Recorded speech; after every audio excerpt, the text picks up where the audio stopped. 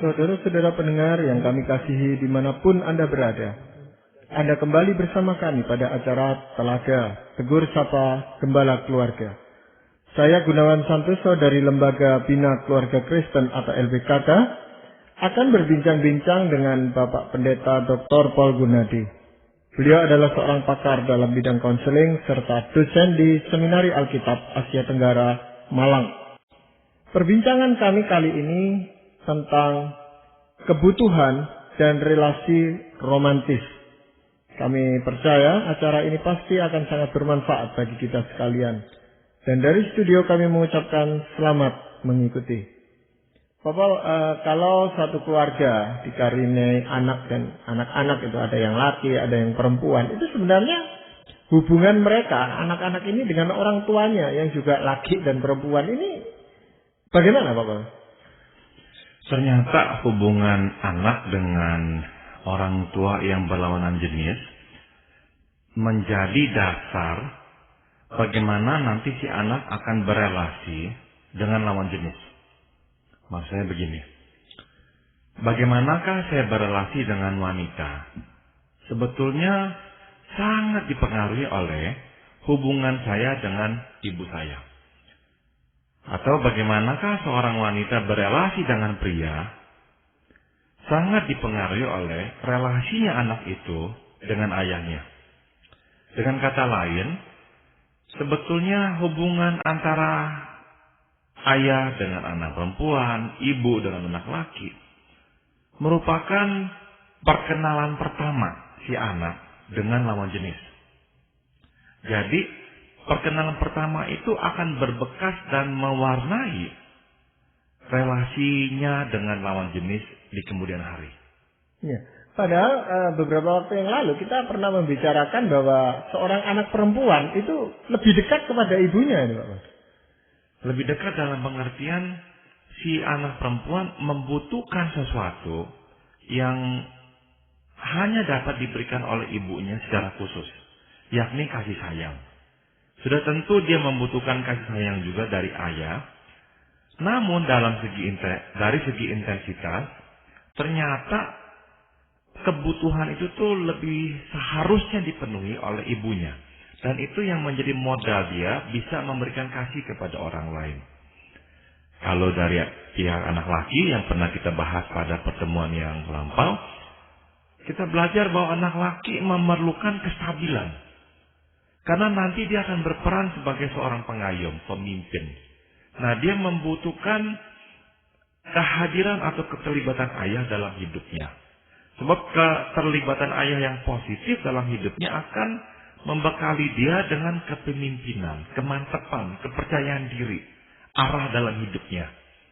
Nah, itu yang membuat dia nantinya mampu melangkah sebagai seorang pemimpin.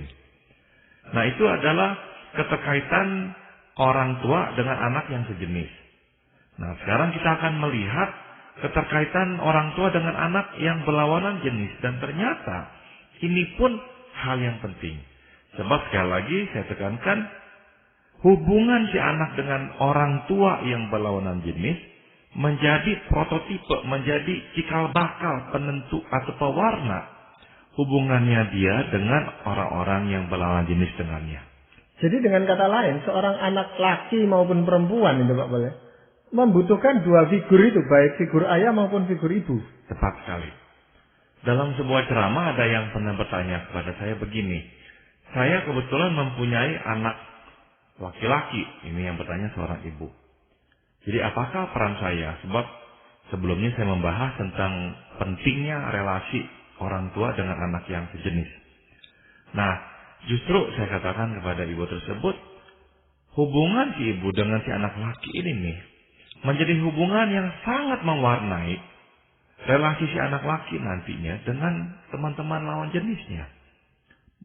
Misalnya, si anak laki dibesarkan oleh ibu yang terlalu dominan. Kemungkinan sekali si anak laki akan mengembangkan konsep bahwa wanita adalah makhluk yang harus dia jauhi atau berwaspada terhadapnya. Sebab kenapa? Sebab dia dibesarkan oleh ibu yang terlalu menguasainya, dan itu merupakan ancaman buatnya. Misalkan si ibu terlalu mau mencampuri urusannya, mengaturnya. Nah akhirnya dia sangat takut sekali dekat dengan wanita. Karena takut diatur dan dikuasai. Atau si ibu adalah ibu yang merendahkannya, menghinanya. Kemungkinan sekali dia akan bertumbuh besar mengembangkan konsep bahwa wanita adalah seseorang yang berbahaya karena bisa merendahkannya juga. Itu kebalikannya. Contoh yang sering kita lihat Pak Gunawan. Si anak perempuan melihat ayah. Kok enggak mesra? Kok enggak begitu menyayangi mamanya? Dan si anak perempuan juga akhirnya melihat si ayah kok enggak begitu mengindahkan dia. Kok lebih memberikan perhatian, penghargaan kepada anak laki. Konsep yang negatif itu yang telah dibentuk dalam relasi dengan si ayah akan dibawa oleh si anak perempuan keluar rumah dan akan mewarnai hubungannya dengan anak laki. Dia mungkin sekali mengembangkan pemikiran bahwa anak laki adalah orang yang tak bisa dia percaya. Hanya akan baik, manis pada masa awalnya, pada akhirnya akan mengabaikan dan gak lagi memperhatikan istrinya. Nah, itu kesimpulan-kesimpulan seperti itu, apakah disadari oleh anak-anak ini, Pak? Seringkali tidak. Seringkali tidak. Jadi anak-anak ini biasanya tidak memikirkan dengan sengaja hal-hal ini. Namun pada waktu dia berhubungan dengan lawan jenis, tiba-tiba muncullah reaksi-reaksi yang tadi saya paparkan itu. Dan ya saya juga mau mengakui bahwa hidup ini ya tidak berupa bentuk eksakta. Bisa saja pada masa remaja misalnya, si anak-anak ini berjumpa dengan figur-figur lawan jenis yang positif. Nah sedikit banyak itu akan menetralisir konsep negatif yang dibawanya dari kecil itu. Nah itu pun bisa terjadi. Jadi memang dalam anugerah Tuhan ada banyak cara yang Tuhan bisa gunakan untuk menolong kita. Nah, tapi kalau misalkan hal itu tidak terjadi, nah kira-kira inilah proyeksi ke depannya. Bahwa relasi dia dengan orang tua yang berlawan jenis itu akan sangat mewarnai relasinya dengan lawan jenis di kemudian hari. Jika positif, akan berdampak positif juga Pak Gunawan. Nah, apakah itu juga berpengaruh pada pemilihan karier anak-anak ini, Pak? Bisa secara langsung atau tidak langsung berpengaruh. Misalnya, kalau dia melihat bahwa karena ayahnya bekerja sebagai seorang, misalnya, dokter, terlalu capek dari pagi sampai malam, tidak ada waktu untuk keluarga. Nah, bisa jadi dia mengembangkan rasa anti terhadap profesi ayahnya, yaitu sebagai dokter. Atau misalnya justru dia melihat kebalikannya. Kok ayahnya dihormati? Nah, dan ayahnya kebetulan juga menyayangi keluarga sebagai seorang dokter. Nah, bisa jadi si anak justru mengembangkan ketertarikan terhadap profesi kedokteran ayahnya itu. Ya, jadi pengaruh orang tua ini sangat besar di dalam anak itu nanti memilih teman hidupnya, itu Pak Pol ya. Ke teman hidup, apalagi Pak Gunawan, itu akan sangat-sangat berpengaruh. Jadi kecenderungannya begini, kalau hubungan kita dengan orang tua yang berlawanan jenis itu positif, kecenderungan kita adalah memilih seseorang yang mirip dengan orang tua kita itu. Misalnya, ayah adalah seseorang yang hangat, penuh perhatiannya, dan si anak perempuan menikmati ayah yang penuh dengan perhatian ini. Kemungkinan besar, si anak perempuan akan memilih pasangan hidup yang serupa dengan ayahnya. Atau dia melihat, atau misalnya anak laki ya, melihat mama yang begitu penuh kasih sayang, lembut, merawat rumah, mengurus rumah dengan begitu baik. Ada kecenderungan setelah dia puasa, dia akan mencari istri yang serupa dengan mamanya. Yang bisa mengurus rumah, yang lembut, yang sabar, dan sebagainya. Jadi kalau relasi kita positif dengan orang tua yang berlawanan jenis, kita cenderung akan memilih pasangan hidup yang serupa dengan orang tua kita itu. Ya, tapi bagaimana kalau misalnya si anak laki-laki itu memang mengagumi mamanya gitu Pak Pol ya. Tetapi hubungan antara ibunya ini dengan ayahnya itu kurang harmonis gitu Pak Bos. Biasanya tetap dia akan memilih yang sesuai dengan mamanya. Karena dia mengagumi mamanya sebagai figur yang baik, yang positif. Dia tetap akan memilih seperti mamanya itu. Namun kalau hubungannya negatif, ada dua kemungkinan Pak Gunawan. Kalau kebetulan hubungannya dengan si mama negatif, si anak laki ini bisa jadi akan memilih pasangan hidup atau wanita yang enggak memiliki sifat yang dia tidak sukai pada mamanya. Contoh misalnya, mamanya terlalu mau ikut campur dalam kehidupannya. Nah, kemungkinan dia akan memilih istri yang tidak memiliki sifat itu. Sifatnya justru kebalikan, yaitu lebih bisa mempercayainya, tidak mau terlalu ngorek-ngorek darinya. Nah, dengan kata lain, si anak memilih seseorang yang tidak memiliki sifat yang dia tidak sukai pada orang tuanya. Tapi kadang-kadang kita akan melihat situasi yang kebalikannya Pak Gunawan. Dia justru memilih pasangan hidup yang akhirnya mirip sekali dengan orang tua yang tidak disukainya. Nah, itu juga sering terjadi. Misalnya seperti begini. Misalkan si anak perempuan tidak suka dengan ayahnya yang terlalu otoriter.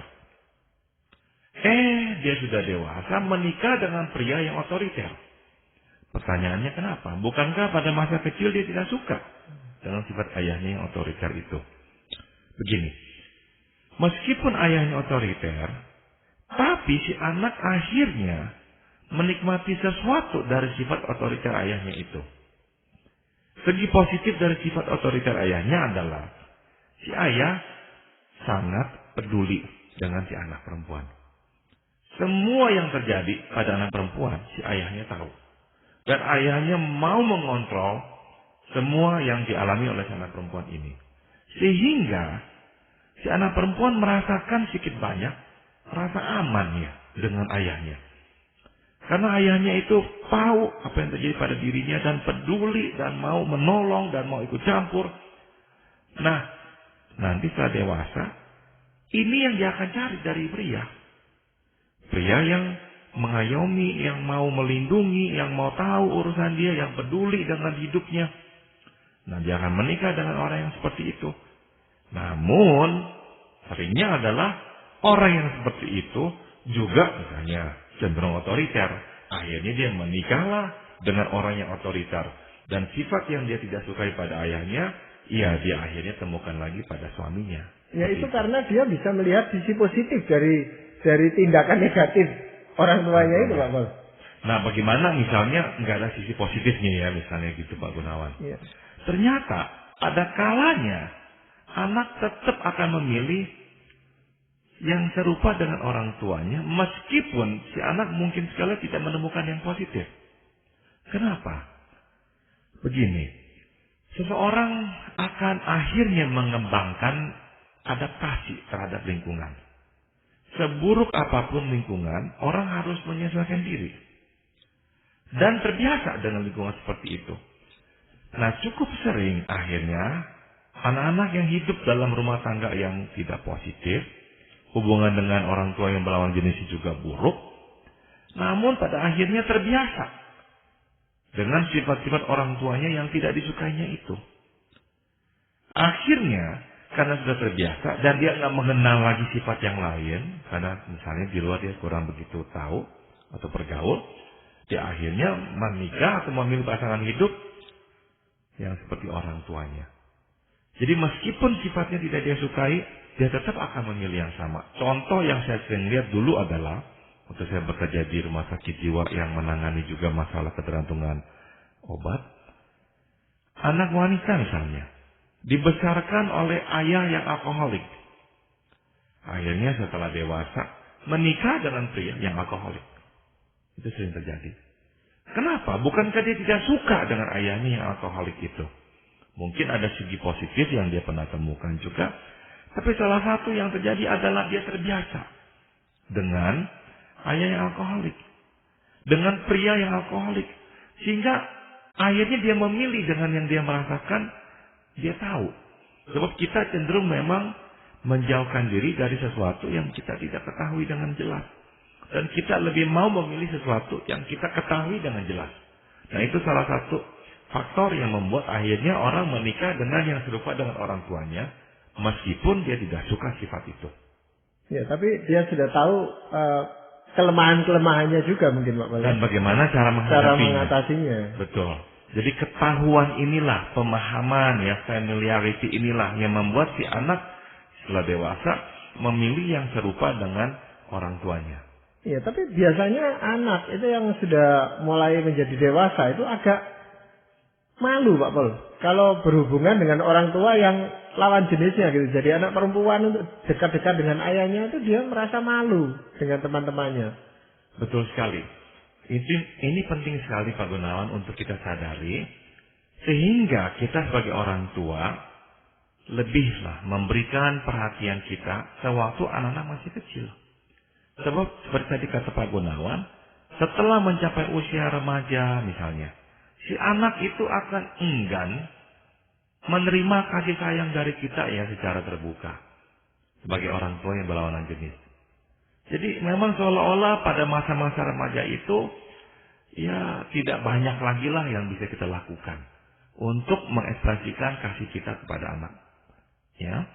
Jadi pada masa lebih kecil lah orang tua seharusnya memberikan dirinya ya kepada anak-anaknya ini. Dan saya mau ingatkan sekali lagi bahwa relasi kita sebagai orang tua dengan anak-anak yang berlawanan jenis itu menjadi dasar bagaimanakah dia nanti akan berelasi dengan lawan jenisnya. Dalam contoh yang tidak positif ya Pak Gunawan. Bukankah seringkali kita juga melihat contoh anak-anak yang mencari-cari cinta di mana-mana. Ini baik anak laki maupun anak perempuan. Kenapa mencari-cari cinta? Nah, kita sudah bahas memang ada pengaruhnya ya dalam relasi dia dengan orang tua yang sejenis. Tapi juga orang tua yang berlawanan jenis di sini sangat berpengaruh. Ada anak-anak, misalnya anak laki, yang baru umur 14 tahun, udah berpacaran, serius pacarannya. Waktu pacarnya memutuskan, ya nggak jadi hubungan. Aduh, bisa sampai depresi, ada yang mau bunuh diri misalnya. Pertanyaannya kenapa sampai begitu? Sederhana sekali jawabannya. Sebab si anak laki itu tuh sungguh-sungguh membutuhkan orang yang mencintainya. Seperti dia itu orang dewasa, meskipun dia sebetulnya masih kanak-kanak. Nah, ini juga bisa kita lihat pada anak-anak perempuan yang pada usia yang sangat muda sudah begitu dekatnya galang gulung dengan anak-anak laki. Sebab apa? Ya dia mencari dan mendapatkan cinta dari pria yang seharusnya dia dapatkan dari ayahnya sendiri di rumah. Iya. Jadi dalam hal ini Pak Paul sebenarnya kita itu membutuhkan semacam ya pedoman atau petunjuk. Dengan dalam waktu yang singkat itu, bagaimana kita itu membina suatu relasi yang baik dengan anak yang berlawanan jenis dengan kita itu Pak Paul? Yang penting adalah, sekali lagi saya ulang yang tadi sebelumnya saya sudah singgung, memang anak itu sangat memerlukan cinta kasih. Cinta kasih adalah modal agar anak melihat dirinya berharga atau bernilai. Ini pokoknya atau pangkalnya. Jadi baik laki maupun perempuan itu Pak Paul ya? Betul, dua-duanya. Ya. Kalau seorang anak sudah melihat dirinya cacat, tidak lagi bernilai, tidak lagi utuh, tidak lagi berharga, maka si anak akan mengembangkan sedikit banyak problem dalam berelasi dengan orang, termasuk dengan lawan jenisnya. Misalnya, kalau dia menganggap dirinya nggak bernilai atau nggak berharga, mungkin sekali dia mengembangkan sikap misalnya antipati terhadap lawan jenisnya. Atau kebalikannya, dia akan mengemis-ngemis cinta atau penghargaan dari lawan jenisnya. Dengan kata lain, kita menyaksikan adanya gangguan dalam pola relasinya dengan lawan jenis itu. Yang lainnya lagi, orang tua memang perlu memberikan pengarahan. Tapi juga orang tua perlu berhati-hati dengan pengarahan sehingga tidak terlalu menetapkan standar atau tuntutan yang nggak realistik, yang nggak bisa dipenuhi oleh si anak. Kenapa? ini akan juga berpengaruh pada penghargaan diri si anak. Dia melihat dirinya berharga atau tidak sedikit banyak dipengaruhi oleh apakah orang tuanya itu tuh bisa bersyukur akan dirinya. Apakah si orang tua justru kebalikannya misalnya. Terus menerus tidak bisa menerima keadaan dirinya. Mengharapkan si anak lebih lagi. Seharusnya seperti siapa dan yang lain-lainnya. Nah ini juga akan sangat mengganggu penghargaan diri si anak. Dan penghargaan diri yang sudah terganggu akan menjadi masalah dalam relasi dia dengan orang-orang lain. Termasuk dalam relasinya dengan orang yang berlawanan jenis dengannya. Ya memang dalam hal ini agak sulit memang anak itu. Dalam posisi yang cukup sulit untuk menemukan pasangan hidupnya. Misalnya saja seorang anak laki-laki itu yang sudah begitu mengagumi ibunya, sehingga dia mencari pasangan itu yang mirip dengan ibunya gitu Pak Mal, mirip-mirip seperti itu. Tapi ternyata ketika teman perempuannya ini dikenalkan dengan orang tuanya, terutama ayahnya tidak setuju. Ternyata ayah ini juga tidak menyukai sifat ibunya. Dia katakan kamu kok cari orang yang seperti ibumu gitu loh. Nah anak ini jadi bingung lagi gitu di dalam kehidupannya. Dan itu bisa terjadi ya, sebab bagaimanapun si ayah dalam kasus tadi ingin si anak bahagia. Dan dia akan seolah berkata, lihat ayah nggak bahagia menikah dengan ibumu. Karena ibumu mempunyai sifat-sifat seperti ini. Nah kok kamu mau memilih yang seperti ibumu, nanti kamu nggak akan bahagia. Jadi saya kira motivasinya sebetulnya baik ya. Tapi memang susah dihindari. Karena ada kecenderungan kita akan memilih memang yang tidak terlalu jauh berbeda dengan orang tua kita. Tapi sekali lagi saya mau tekankan, modal yang kita terima dari orang tua itu sangat-sangatlah penting. Jadi misalkan dalam contoh anak laki. Kalau hubungan dengan ayahnya baik, dia menerima kekuatan dari relasi dengan ayahnya. Dia menjadi seseorang yang mantap, yang stabil, yang punya arah. Dia akan memilih wanita juga yang sehat, yang sejenis dengan dia dalam pengertian yang sama-sama sehatnya. Tapi kalau dia misalkan mengalami banyak konflik dengan ayahnya, dia nggak punya arah hidup dalam hidupnya ini. Dia nggak punya keyakinan diri yang jelas. Ada kemungkinan dia akan menikah dengan wanita, salah satu dari dua ini. Yang pertama, dia akan menikah dengan wanita yang sama-sama nggak sehatnya dengan dia, yang sama-sama nggak tahu apa-apa dan nggak bisa apa-apa, sehingga dia nggak merasa dirinya terancam. Dia masih bisa melihat dirinya berguna untuk pasangannya. Atau kebalikannya, dia mungkin akan mencari pasangan hidup yang sangat mandiri, dominan dan menguasai. Karena dia merasa aman. Dia cukup memberikan atau mempersembahkan dirinya sebagai orang yang nggak bisa apa-apa, dan si istri akan mengurus dia. Jadi sekali lagi kita melihat akhirnya dia memilih pasangan hidup yang berpotensi menciptakan problem dalam keluarganya pada kemudian hari. Jadi kunci pembentukan diri anak ini sebenarnya sangat besar peran orang tua itu sendiri Pak Boleh. Tepat sekali. Tepat sekali. Jadi waktu kita hidup dengan baik ya, hubungan suami istri kita baik, hubungan kita dengan anak juga baik ya, positif. Kemungkinan yang lebih besar adalah anak-anak akan memilih pasangan hidup yang juga baik atau yang sehat juga. Tapi kalau kita dalam rumah tangga sudah mempunyai problem yang terlalu besar, yang terlalu banyak, akan memengaruhi si anak. Dan dalam pemilihan pasangan hidup, si anak pun akhirnya nggak memilih yang sehat atau yang cocok. Iya, dan ini ironisnya itu seringkali di dalam hubungan orang tua relasi suami istri yang kurang baik, anaknya justru banyak itu Pak Bos. Dan itu menjadi masalah tersendiri lagi nantinya. Betul sekali. Iya. Ya Pak Pol, untuk melandasi pembicaraan kita ini, apakah ada ayat firman Tuhan yang mendukungnya? Saya membaca dari Amsal 28 ayat 19. Firman Tuhan berkata, siapa mengerjakan tanahnya akan kenyang dengan makanan. Tetapi siapa mengejar barang yang sia-sia akan kenyang dengan kemiskinan. Tamsil ini indah sekali Pak Gunawan, terutama bagian pertamanya yang akan saya coba terapkan dalam pembahasan kita. Siapa mengerjakan tanahnya akan kenyang dengan makanan. Artinya, kalau saya boleh terapkan dalam pembahasan kita, anak-anak yang menerima makanan cukup dari orang tuanya. Ya, karena orang tuanya telah mengerjakan tanahnya dengan baik. Tanah adalah anak-anaknya. Si anak-anak itu akan bertumbuh dengan kenyang.